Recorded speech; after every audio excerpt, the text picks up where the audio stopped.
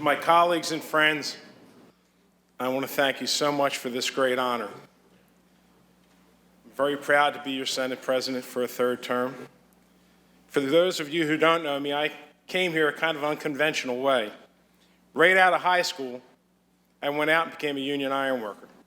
Instead of sitting in a classroom, furthering my education, I was actually standing on bridges and buildings and unfortunately falling off a few of them from time to time.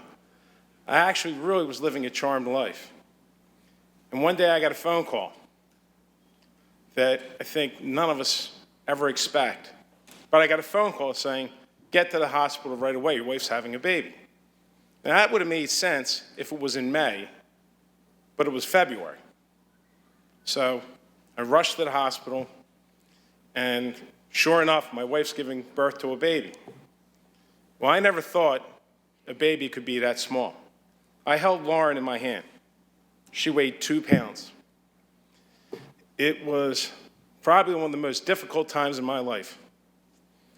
And we were 75 days in a neonatal unit. And halfway through, I got a phone call from the doctor saying, Mr. Sweeney, I need to sit down and talk to you. And he told me, he said, we think your daughter has Down syndrome. Well, I said to him, what's that? Because I honestly didn't know. I'm embarrassed to admit that, but I didn't. When the doctor explained it to me, I can't explain the emotions that come over a person.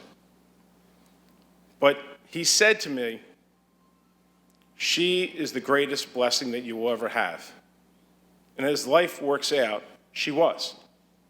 She actually turned me into a man at that point in my life at the age of 33. So after going through all these things, you decide what you want to be in life, what you want to do. What are you going to do? I decided I wanted to be a voice for the voiceless. I wanted to be a voice for people that needed someone to stand up and fight for them. I wanted to be a champion for a community that needed a champion. And that's why I ran for office. And events in life actually mold you as a person. Dealing with what I dealt with in a neonatal unit for 75 days is the reason and the focus and the motivation that we did paid family leave. I watched families coming in and out, scared to death they were going to lose their jobs while they're worrying about their loved one, their child laying in a bed. And that was wrong. You shouldn't have to worry about your job. You should be worrying about the person that you need to worry about, whether it's someone at the beginning of life, at the end of the life. And and this body did that. And over 100,000 New Jersey families have actually benefited from paid family leave.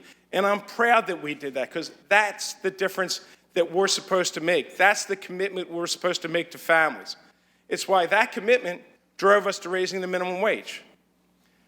I can tell you, I'll never forget in 2005, doing a hearing on raising the minimum wage. And a Hispanic gentleman comes up to testify, and he has an interpreter. And he says to the interpreter, through the interpreter, he says, I work 16 to 18 hours a day, sometimes 6, if I can get a seventh day, to support my family. A senator on the roster says, don't you think if you learned English, you would make a better life for yourself? I couldn't believe I heard those words. But this gentleman, through his interpreter, was so impressive. If you pay me more, I will work less. I will learn English, and I will make a better life for myself and my family. That's what it's about.